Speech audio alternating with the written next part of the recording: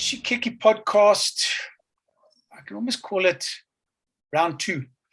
We had a short break, and this one has been as a result of the discussion I had with Cassandra Le Roux at the beginning of the week. And I actually had a couple of guys reach out to me to say they want to talk this, they want to talk that, and one of the guys that reached out to me, who I actually had an argument with him. We only put two and two together when we were able to chat, was Andrew Caruth.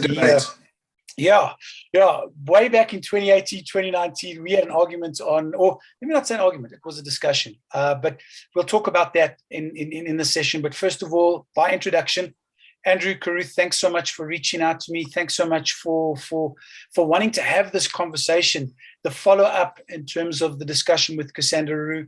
Thanks for your time. Welcome to the show. Cool, thank you. Thank you. So just by way of introduction to those that don't know who Andrew Caruth is, I mean, you've got a storied career in KwaZulu-Natal MMA. You were MFC champion down there. You've also represented South Africa on two occasions at the IMF World Champs, both in 2018 and 2019. You were there the year, and here in reference back to the Cassandra Le Roux interview I did at the beginning of the week. So just wanted to, you reached out, you wanted to have a discussion. You feel that maybe there were some miscommunications, maybe things have been interpreted incorrect in terms of stuff. And you also have a couple of things you'd like to say in terms of your experience having been a representative of the country at both 2018 2019. So where do you 100%, yeah. Where do you want to begin? So, let's begin with Cassandra's interview. She's an ex-teammate of mine, a friend of mine. So I don't necessarily disagree with anything she said. But as I said, and as you've said now, just I think a bit of misinformation, and also maybe a bit ambiguous with how people have been portrayed, So firstly, I feel like she said that her and Francois were excluded from the national team. It just came across that way, that's how I felt. From seeing the interview, it felt like she was saying that they were excluded when, in fact, they weren't. They were both on the team.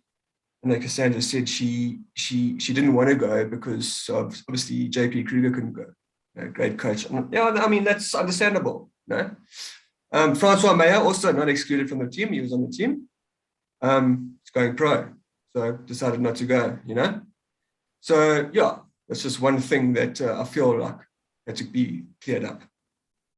So I think Andrew, just from that point of view, I think it is a tough one to unpack, particularly having been part of the interview, having watched the interview, having edited the interview, etc. I think number one, there could be a misunderstanding. I mean, I don't believe in any way, shape, or form she said that she and Francois were excluded. I think she makes it very clear, number one, that there were personal reasons. And second of all, she makes it very clear, and we speak at length about the fact that there's a component of what you guys do at a World Championships that most fans don't understand. And the importance of having a coach that you train with regularly in the build-up to those championships, especially bearing in mind that everything you've done as an MFC champion and everything you've done as an amateur athlete actually does not prepare you for a World Championships. I think you would agree with that point. Yeah, 100%.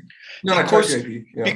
Because number one, you in the gym that you work in, you train with your coach. You know your coach backwards. I mean, he sees you in your best days. He sees you in your worst days. But when you get selected for a national team, you don't get to spend as much time with that coach. So, to the point that she made, I think she even uses the term thick and thin.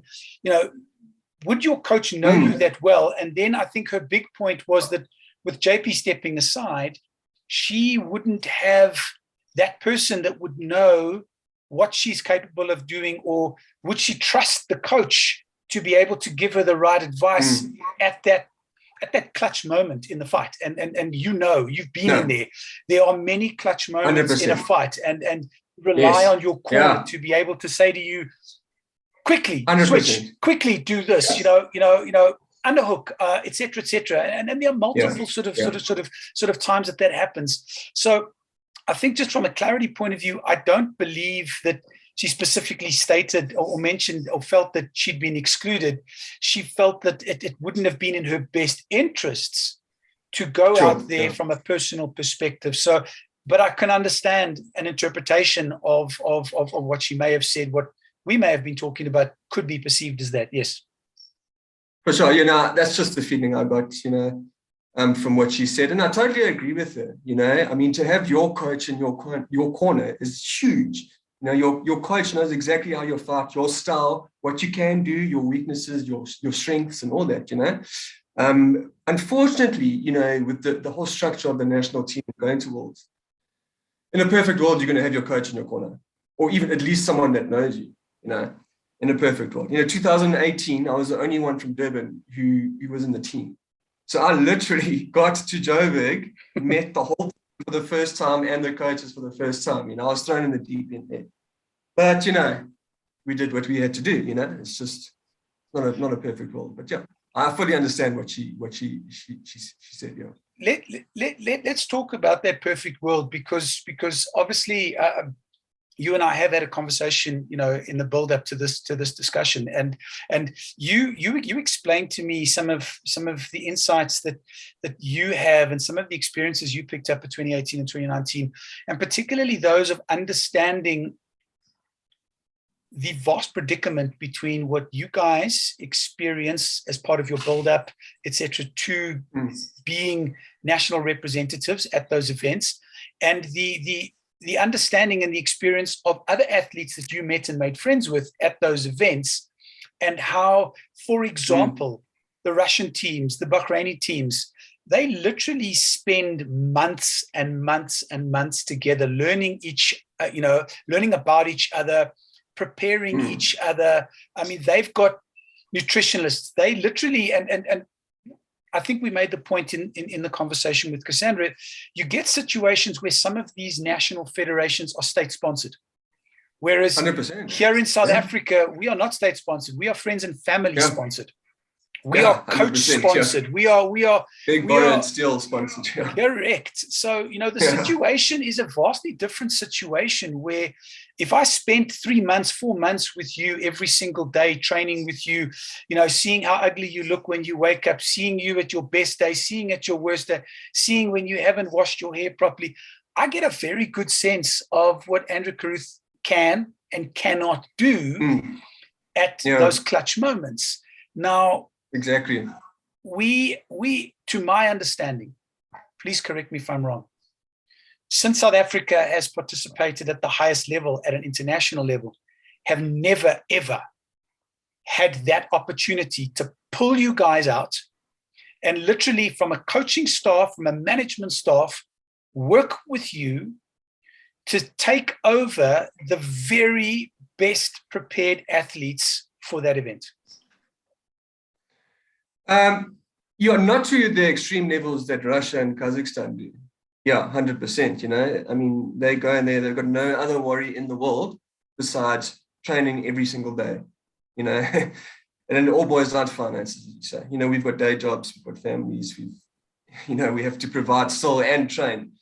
But I would say that in 2019 was, in that respect, was probably the best time where we would have training camps. So the whole Durban crew would go up to Joburg on a Friday, and we would train Friday night, Saturday morning, Saturday lunch, Saturday night, Sunday morning, and then make our way back, And then the next month or two, Joburg would come down to Durban, and exactly the same story, We would train Friday night, Saturday morning, and so we would have training camps basically.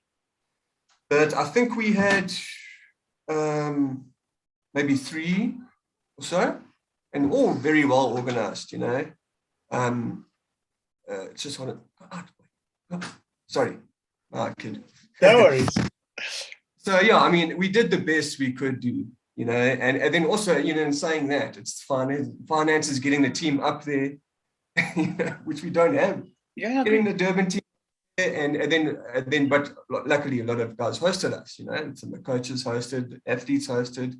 And then when the Joburg guys came down, we had a great sponsor of a hotel for them here, but, you know, there's flights and cars and, you know, so, yeah, but I mean, nowhere near the level that we have to compete with. You know? Kazakhstan and Russia. So Andrew, let me ask you this question. So even with that level, and like I pointed out in the question I asked you, I still don't believe that is anywhere near good enough for us to go and compete at the level that you've witnessed, you've experienced, and what we are witnessing this last week. So even with all of that training, you have to admit, surely, even with your experience, that when you arrived at the World Championships and you saw the level that was on display, you know, going down every second, third week, meeting up for a training camp, we are still, as a country, not as prepared for what we're about to experience as the rest of those other nations we're coming up against. Yeah, no, I do agree. Yeah. Nowhere near what these guys have. You know, as you said just now, I mean, they come with their own nutritionists, doctors. They have, now also because of the finances, they get exposed to more events around the world. They're going to the Oceanic, they're going to the Asian Open. Correct. You know, so it's like, yeah, no, we really can't compete with that, but we do the best we can, you know? Absolutely. And in saying that, you know, you've got like guys like Francois Meyer, Cassandra, like still did very well, you know, with what we had to deal with, you know. Yes, there was no gold medals, but geez, Sean, I think with what we had, the guys did well in 2018, you know, there was a lot of medals. Yeah, absolutely. We got a lot of bronze medals that year. And it was kudos to the preparation. But let me for a moment be hypercritical. And let's have this conversation, because not many seem to be keen to have this conversation. Is the problem not, at its very root, the fact that we as youngsters, you as a young athlete back in your day when you were competing, number one, didn't have as many opportunities to build your records, to gain experience, and to fight the very best of the best? And number two, in building that record, when you get the opportunity to get to nationals, you actually are in a group of the best, and not a situation like we witnessed this last year at nationals 2021, where, for example, you have athletes coming into nationals having gone through trials that literally have never fought an MMA bout. I mean, when, in my opinion, when we get to that state, okay, you're up shit creek without a paddle, because any one of those people, and let me use as an example. So let's use a young lady, and it's not, you know, the intent here is not to discredit her or anything like that, but I'm using one individual, and I can use a couple others, and I will use another one. I'll use a guy, but let's use Peyton Letcher. She came into nationals, and once again, according to official statistics, she'd never had a competitive MMA fight in her career. She comes into nationals, and at the end of nationals, we see that she has literally one gold in her category and is eligible for national selection to then go and represent the country. Now, can I ask you, with tears in my eyes, what are we doing to that young lady, and it could be a young man, if we send them across to World Championships, having essentially fought 3 or 4 competitive fights, maybe 3 or 4 at national level, probably getting, in COVID times, and let's use the current national setup, maybe 1 or 2 fights, if that, because COVID has been problematic for us here in this country. Are we actually giving her a chance at wanting to see that this is really what she wants to be? Because you know as well as I do, you look at how the Russians have destroyed everybody at IMAFs this year. Every year. with the greatest amount of respect to Peyton and her coaches, etc., I don't think she would have lasted a round against any of those Russian competitors. She would have been destroyed. Yeah, against Russia. Yeah, I mean, fully. Yeah, I hear you. Unfortunately, like the whole selection criteria is it keeps changing, you know, and so like I don't know what to say really. What is right, what is wrong? You know, when I went in 2018, it was basically like the provincial champions were picked, you know. So I was MFC champion, I got picked, you know. Steve-O was a was a EWC champion, Francois Meyer, champion of Fight Stars, etc. Yes. Exactly. So I think that was the criteria. I think it only came into effect 2019. And I know Sean Raymond was talking about this, where there would be provincial trials, the international trials. And so it is all new, you know. So I don't know if what we're experiencing here is maybe a bit of a loophole, you know, where it is you get a guy, he goes in there and he wins gold on his first ever fight, you know. So yeah, I don't even know what to say about that, because I fully understand you. I mean, you're going up against a guy who at IMF who's had 30 fights, you know.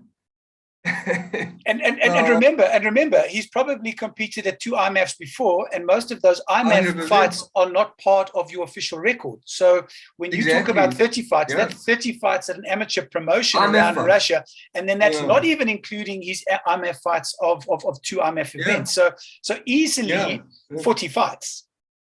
Yeah, I know. I was joking with my teammates this week, where the juniors at IMF, the junior finals, and like they all had cauliflower ears and they're juniors. So were they wrestling from like 8 years old? You know, it's like this is what we're up against. You know?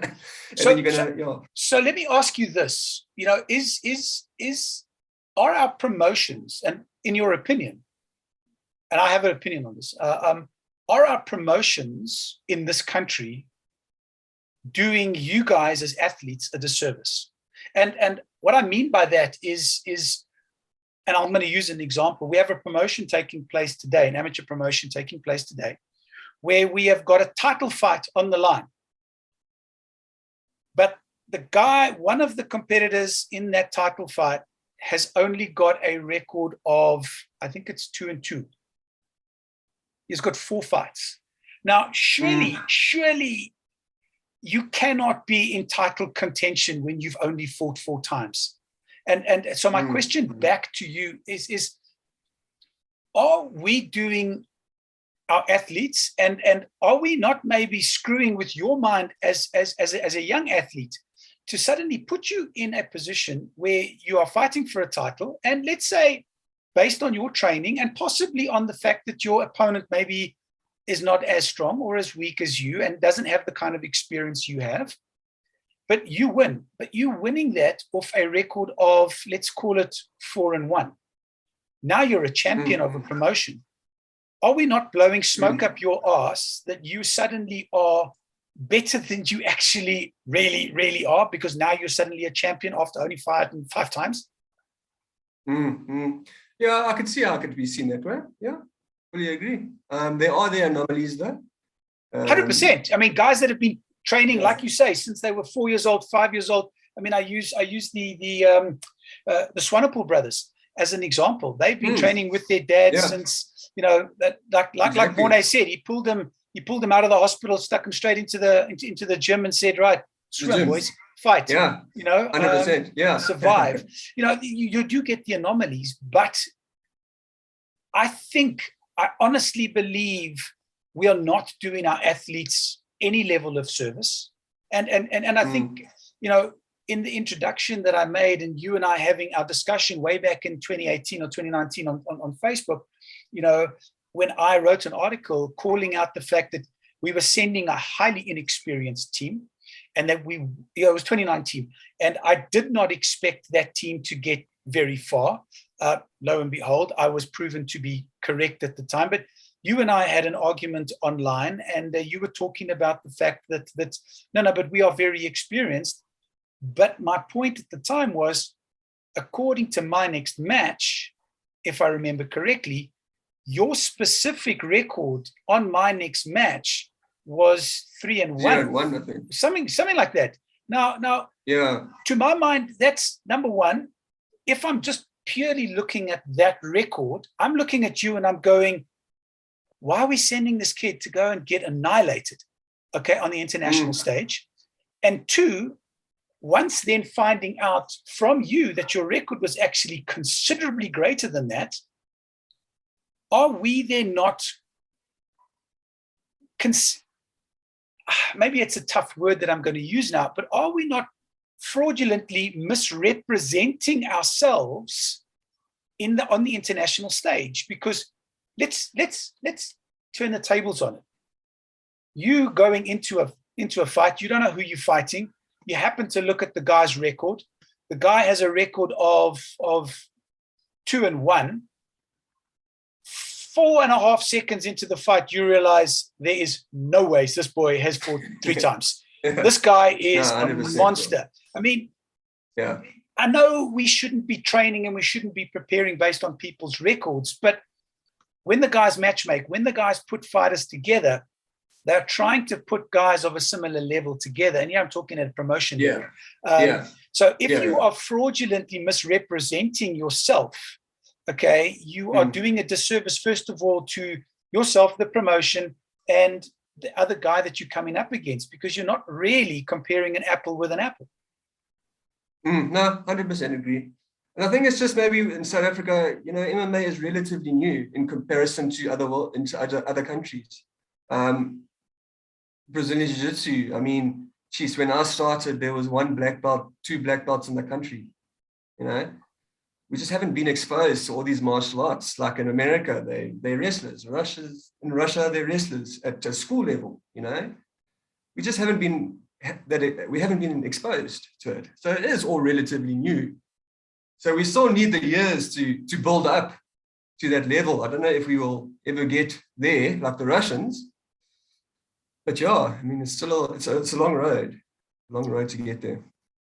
I agree with you. I definitely think it's a long road, and I think our biggest hurdle on that road, and I don't even see it as a hurdle. I see it as a 4-foot deep brick wall, is finance, and 100%. the I don't want to say willingness, because I think there is a willingness, but the inability of MMA South Africa to consistently develop a funding plan. And I suppose any MMA SA person or anyone close to MMA SA could probably look at, listening to this, is probably going to be going, yeah, but what we are doing right now and what I have done, because I have been a very vocal individual against a lot of the policies, a lot of what MMA have done, for a number of reasons. And I believe wholeheartedly in virtually everything I've said.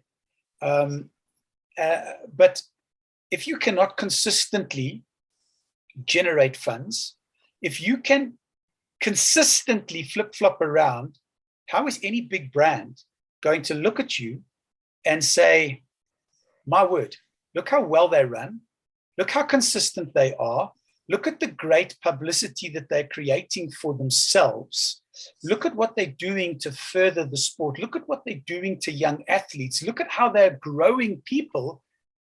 I must put my money into that. And I think they are their biggest enemies. I think they have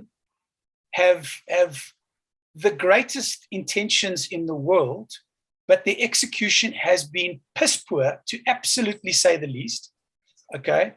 And just by way of one example, the hype that was created and the excitement that was created in the MMA community around establishing a medical commission, I know was massive, because now all of a sudden we were going to bring on, and when it was announced who those medical individuals are and were at the time, I was excited because I saw those names and I thought, These are the best bloody people in their field, and they were going to focus and assist MMA to the next level at a medical, from a medical point of view.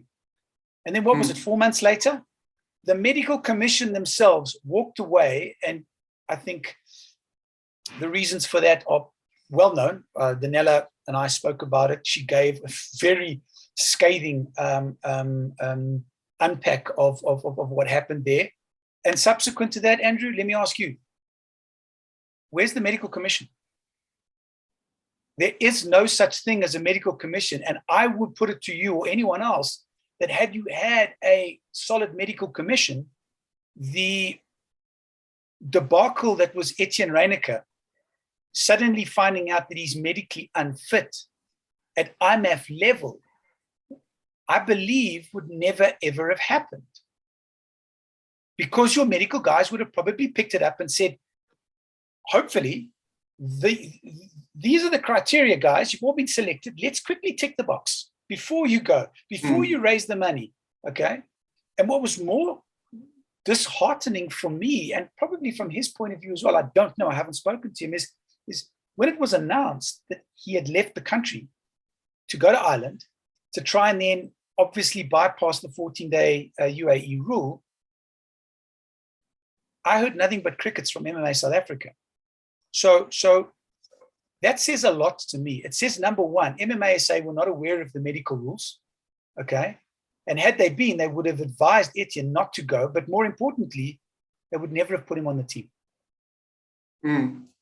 So to be honest, I'm not too sure about Marsa and the politics there, to tell you the truth.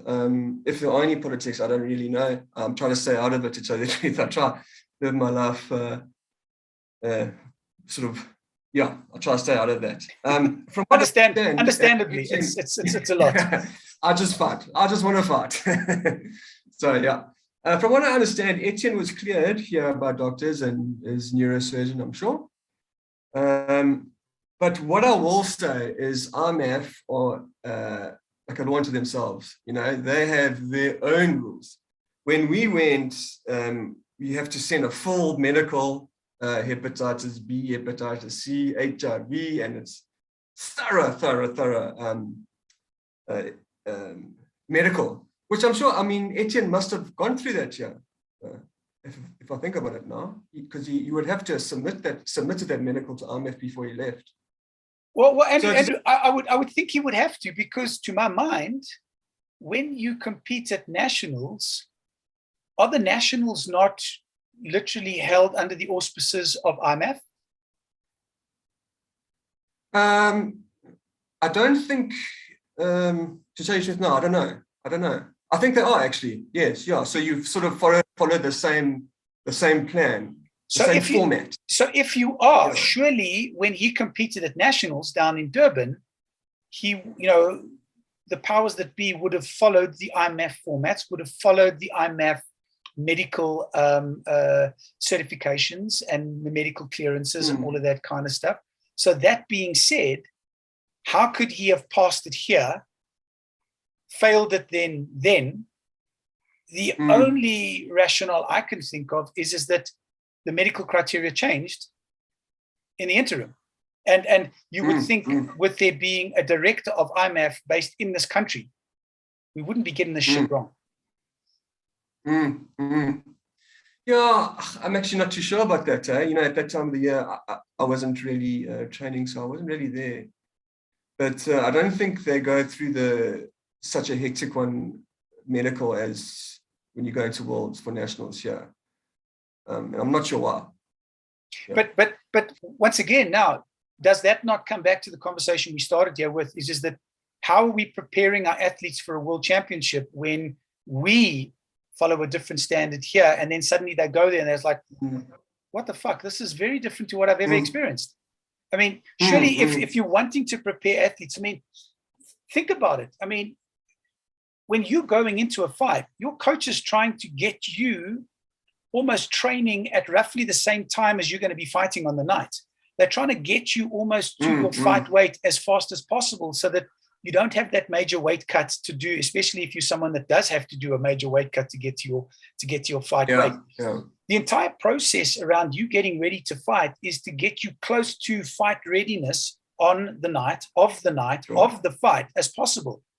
Why are we not doing that here? And that's what I'm interpreting from what you're saying here, is that we seem to have multiple standards in preparing our own athletes to compete at the highest level.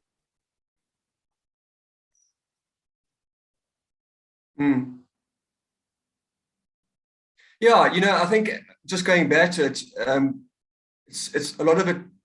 Can you hear me? Yeah, sorry. Yeah. A lot of it is still new to us. We're still trying to figure out the right path and the right way to do it. And what I will say is, I think from many years ago, when I first knew about IMAF, I think every year it has got better and better in every aspect. That's how I see it. How the athletes are being picked and all that. But it's still a long way to go. There's still a lot of ironing out to do. But yeah, I mean, I think we're getting there. All the athletes are getting there. Yeah. Yeah, I think we will eventually get there. I think it's just going to take us a lot longer than many of the other countries, simply because, sure, like we've both spoken about, we don't have state-sponsored sport in this country per se. Probably with the exception of boxing, which is legislated. All other sport is on the side. We also don't have a professional MMA SA Federation. I mean, if you think about it, in fact, yeah, I think everybody in the MMA SA executive actually works a day job. So they're not paid for this. So it's part-time. Well, I don't believe that they're paid for it. So it's part-time. So I suppose when we are playing in that space and we are dealing with a semi-professional organization, we must expect semi-professional results.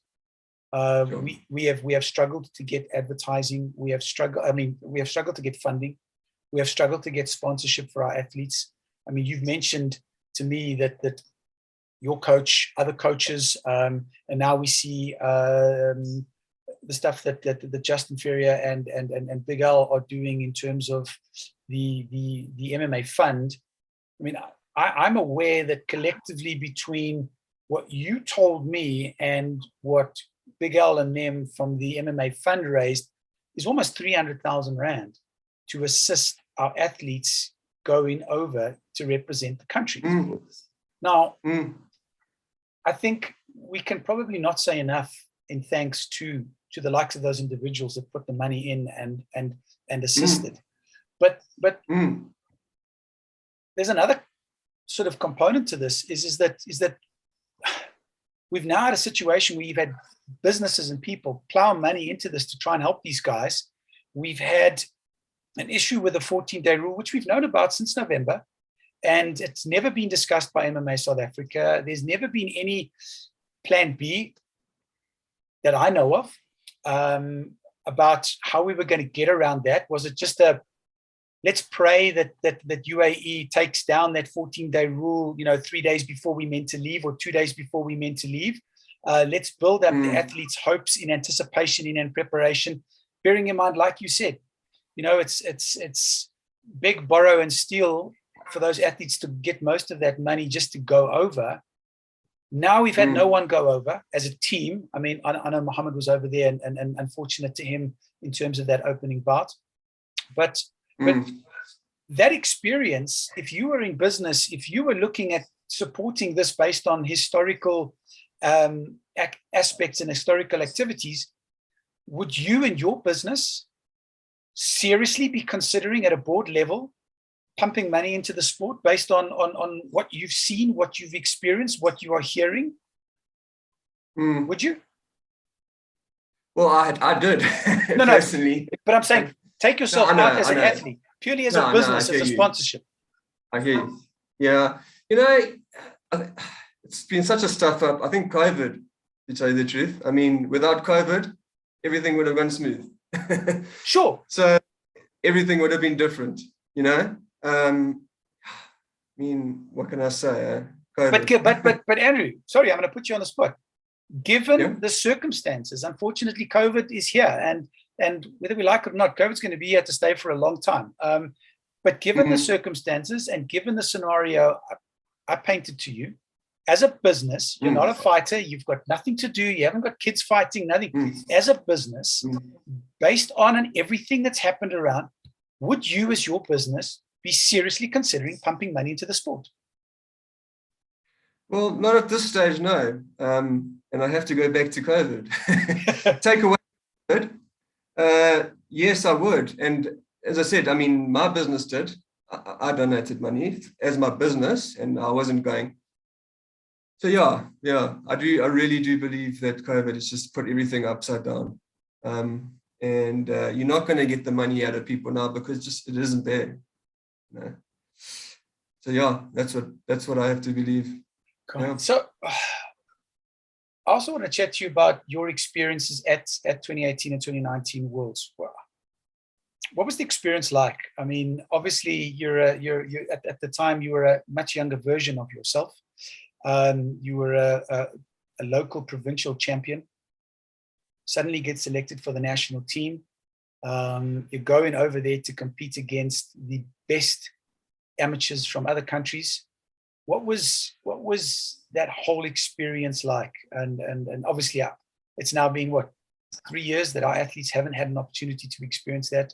What was that like? I loved every minute of it. But it was a big eye-opener. Yeah. After that 2018, I went up against Japan, and we had a good fight. I lost in points, but then when I had that experience, I was like, I want to do every IMF tournament now. You know, I want to do it all. So yeah, that's why I actually eventually made it to 2019. I loved every minute of it. It was great. And having had that experience 2 years in a row, if you could do it again, if there was something you could change in terms of your preparation, in terms of understanding those clutch moments, understanding what you did wrong, understanding, because obviously in the middle of a fight, after you've lost that first fight, you're sitting there for the remainder of the week, you're reflecting, you're talking to people, you're watching all of that. Reflecting back on it now, what would you have done differently? And obviously this would be advice to young athletes because you're not a spring chicken anymore, but you've got all of this experience behind you. What would your advice be to them, and what would you have done better, differently? Jeez, 2018, we learned a lot. Well, I learned a lot. 2019, we worked our asses off. We did so much more. If I was at my 2019 version going back to 2018, I would have done a lot better. That's what I'm saying. So, I mean, wrestling, cage control, I mean, just put in the time, put in more time. But, I mean, it was very difficult, very, big eye-opener. So I'm actually not too sure what more I could say or what more we could have done in 2019, to more prepare ourselves, because we thought we were very well prepared, But RMF is another animal there. World champs, yes, it is. Those legs are the best in the world for a reason. So it's a different league there. I mean, if we look back at the sport itself and how the sport has changed, obviously there's a couple of fundamentals when it comes to MMA. I mean, obviously we talk stand-up, and within stand-up, there are a number of aspects within stand-up. You then obviously have to spend a lot of time understanding and perfecting and working on the clinch component of it, and then there's the groundwork. If you reflect back on the time when you were in that locked cage,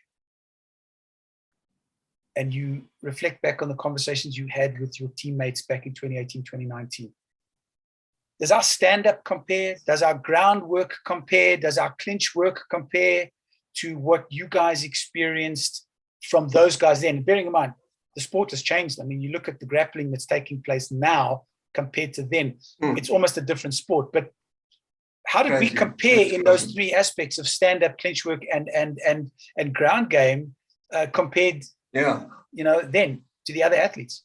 Yeah. So consistently, IMF world champs is known for wrestling. And it's not like here or in a pro league where if you're on the ground and the guy is literally holding you down, pinning you down, they don't stand you up. Okay. So the wrestlers there, it's a wrestling game. So they will wrestle you, put you down, and hold you down for 3 rounds and win on points. That is exactly how the Russians in that dirt, they're big wrestling base, pin you down for 3 rounds and win. The finishing rate there isn't that high, as you would expect. So, in terms of our stand-up, I think our stand-up was on the level there, no problem. I mean, all of our guys, the jiu-jitsu, same. The subs are all there, but the wrestling. So, that is one thing I would say for future athletes is wrestling. Work on your wrestling, work on your escapes, no. So basically, it's a wrestling game there. And I suppose linked to that is going to be a lot more work needed to try and defend against those takedowns, because obviously you can't beat me in wrestling. You can't hold me down for 3 rounds and win on points.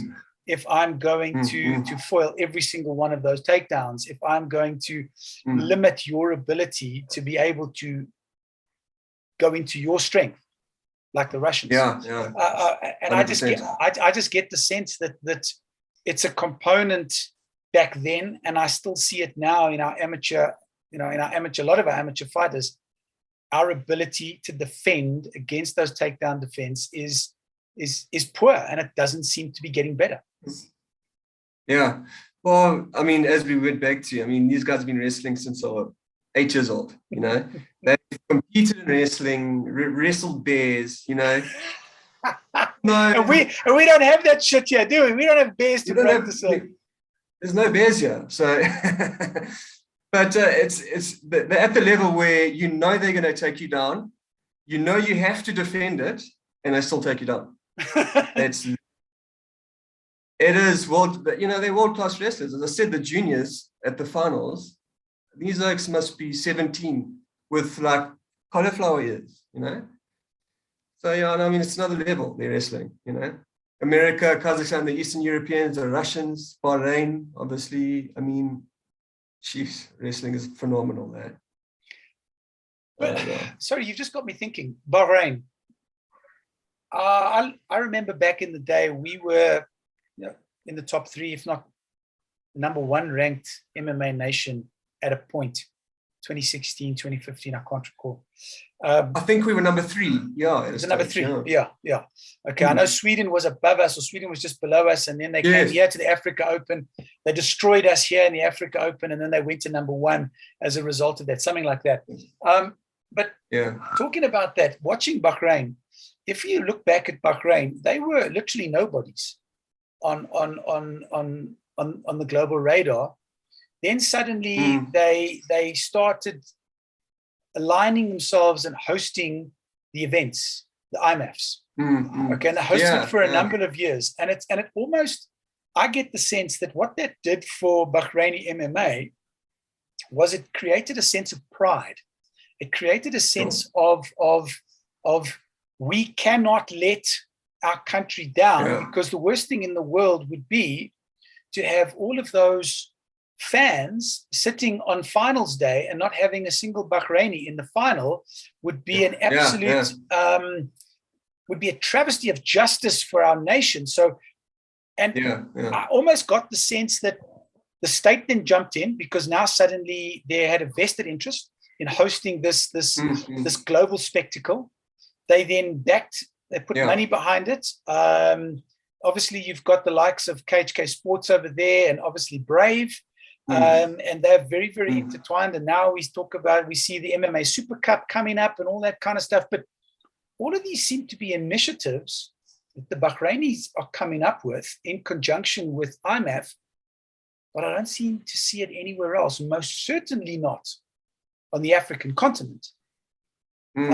So does that then not augur so well for African MMA at an amateur level, where we will always be sucking the proverbial hind until such time as the countries, our federations, really get behind this, throw money, throw effort, throw energy, and most importantly, become a little bit more professional in their administration of the sport. Yeah, no, 100%. I think it was 2017, 18, 19, Bahrain hosted the world champs. And yeah, I think the amateur team, almost, it's a professional team, basically. They've got their own doctors, nutritionists. I think they train every day together. They don't have day jobs, that type of thing. I know also, is it Kazakhstan do the same thing? As I told you before, the 3 months, from what I've heard, 3 months before world champs, they go into the mountains, they train together, they live together, eat everything, So yeah, I mean, she's with all that, how do we compete against that? And I don't know how we as Africa or South Africa would ever get to that, state-sponsored type thing. And again, back to finances. Yeah, it's a tricky one. And I see that in every sport, although, in South Africa. So it's not just MMA. 100%. We have a sports problem here if it's not cricket, rugby, or soccer. Exactly. Yeah, 100%. Yeah, that's a very difficult one. What do we do about that? I'm not too sure. I don't have the answers for that. But yeah, that's what we're up against, as you know. Final couple of questions for you. There have been grumblings, there have been utterings, etc., from various quarters regarding, obviously, bringing in athletes that are incapable and shouldn't even be in national teams, even be at provincial trials. There have been utterings of favoritism, discrimination, etc. I know I've had a couple of conversations with people right here on the podcast as well, where there have been similar sort of utterings, although no names are mentioned, but it's mentioned in broad sort of terms. Your experience, is that something that because, and the reason I'm asking is if that shit's taking place where the fans don't know, the sport's never going to progress. And 100%. That kind of shit's got to be eradicated. That kind of shit's got to be exposed the minute it raises its ugly head. Yeah. But so back to the question, in your experience, because you can only talk from your experience, has it been there? Is it there? So not at all. No, not at all. Not from what I've seen. And from 2019, I think we had the best structure in place to choose the right athlete to go. So there's obviously the provincial trials. So then your best 1 and 2 will go up to national trials. Then there's a national trials. So your gold and silver, they have a chance to be on the team to go to world champs. If they can't make it, then it's usually passed on to the bronze.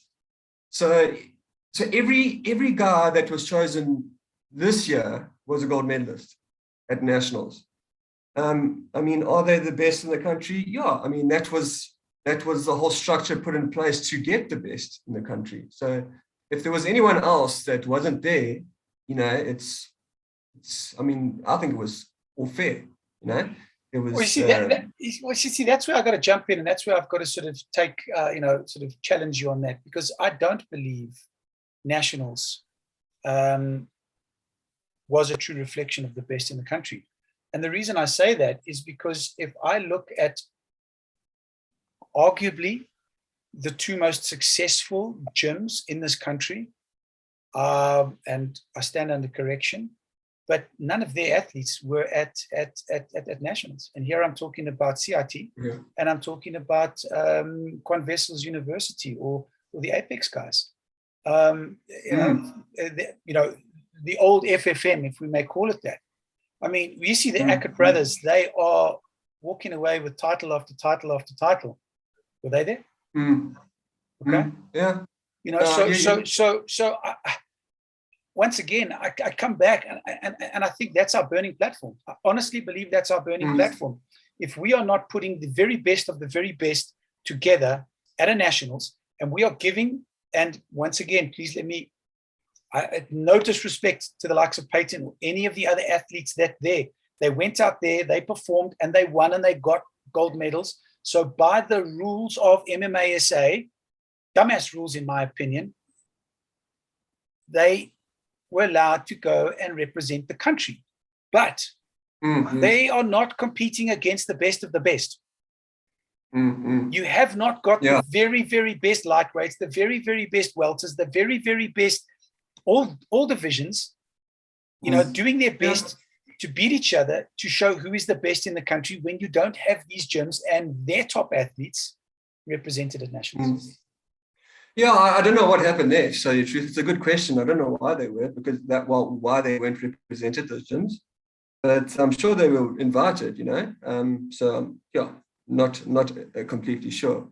But I will say that the guys that were on the team, I think Etienne, dude is a beast, eh? Absolutely. And look who he was training with. Who he was training with. He's training with Dricus du Plessis, UFC. Exactly. Michiel, he's training with some serious monsters there. So he was prepared. Yeah. Nate, featherweight, top featherweight in the country, I reckon. Vuyo Jula's got two belts. I reckon he's a top flyweight in the country. The guys that were going they were up there. Eh? Go through the rest of the list. I don't know. I can't actually remember. I've got a terrible memory there. We had the best. We did have the best guys in some of the divisions, at least. In some of the divisions. And we've got to acknowledge that we had some. And I think back to your point about COVID. COVID did stuff us around properly this year, because I think, and I suppose there are a number of comments I can make on this. So, one, we've got a situation where, financially speaking, some of the guys, the best, couldn't go. So therefore, like you said before, you then offer the next person, and eventually I think we had a situation where, I just want to double check here with my facts before I make something real. I think Esteban was part and parcel of the team, but he never won any division. So that was clearly a situation of, we have to take someone. So eventually, let's go down the list and let's get to somebody. Yeah. So for me, there's an example of, we're not taking our best of our best. If we take into consideration the fact that the initial team that was announced, and then when the updated team eventually was announced, a lot of the guys that fell off that team, and here I'm excluding the likes of Cass and your teammates, but a lot of those guys that fell out, Francois, a lot of the guys that fell out of that team decided to go pro. Now, that for me is, I believe, the biggest indictment in our sport in this country, that it is deemed more beneficial to go pro than to come back from a world championship with a gold medal and the accolade of being the very best featherweight in the world, or in the top 3 best. I'd rather go pro. And you're about to turn pro if the information I have is correct. Based on the money that our professionals are earning in this country, I can't understand why potentially being a world gold medalist is not as good as earning peanuts as a professional. I don't get that. I know. Yeah. Help me, please. Andrew, help me. I know. It's a crazy thing. It is. That is how difficult it is at LMF, to be honest. It's easy. but then surely even better to come back with that gold medalist and say, I'm the absolute best. No, for sure. I remember sitting with the Spanish champion in Bahrain, and the year before he won silver, came down to African champion, won gold and African champion. Then he went to Worlds wearing the gold, and he got knocked out first round. And he sat with me, we were sitting by the pool, and he was like, yes, I'm done with IMF. It is too hard. I'm going pro in Spain. So that's exactly what happens. It is that difficult.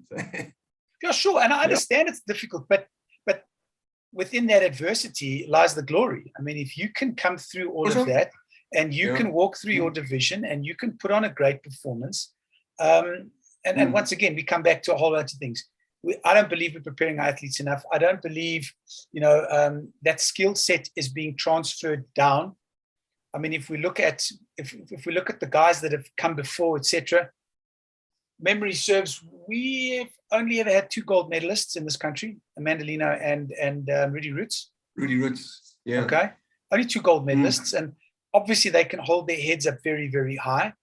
But in saying that, I think they would both also admit that the IMAF that they competed in back then and the IMAF that exists today, totally different. Yeah. And every year it gets harder and harder. I'll tell you that too. the level is it's unbelievable. Like you look at that I forgot his name. I think he's also Mohammed Makoev. Yeah, he just signed with the UFC. Yeah, just signed with the UFC. I mean, he was like 20 or 30-0 at IMAF. The featherweight who used to win gold every year, he was also like 26-0 at IMAF. Just absolutely beast. That's is who we have to contend with. Yeah, so it's unbelievable. Listen, I'm not going to take too much of your time. I want to just finish off this. I mean, I suppose we could probably sit here until it got really, really late, and we could still talk about all of this. I suppose there are a lot of things that I think we both believe need to change within the current setup, within how the sport is administered, in terms of the transparency, in terms of the openness, in terms of all of that kind of stuff. As you've heard, I've got some big issues with how this whole thing with the UAE was handled. There was no communication. How the whole thing with Etienne was handled, shocking communication, shocking, just shocking. But let's talk about you. Last couple of minutes. You going pro? Obviously, I'm assuming it's with the EFC. When and have you signed your agreement? And when can we expect to see you throw down? Yeah, I haven't signed a contract yet, just back in camp. So I am in camp. I think this is my 4th week back now. So yeah, I haven't chosen one necessarily yet. I'm just waiting to hear what my coach has to come up with. So yeah, just taking it slow, enjoying the training at the moment. And we'll probably make a decision in the Feb, But I do have a few things in mind and a few people that I would like to fight. Yeah. Looking forward to it, Well, I hope you keep us informed, and we'll find out the news in terms of what your future looks like, and get to see you behind that lock cage door pretty soon. Yeah, looking forward to it. Yeah, training hard, going well. So yeah.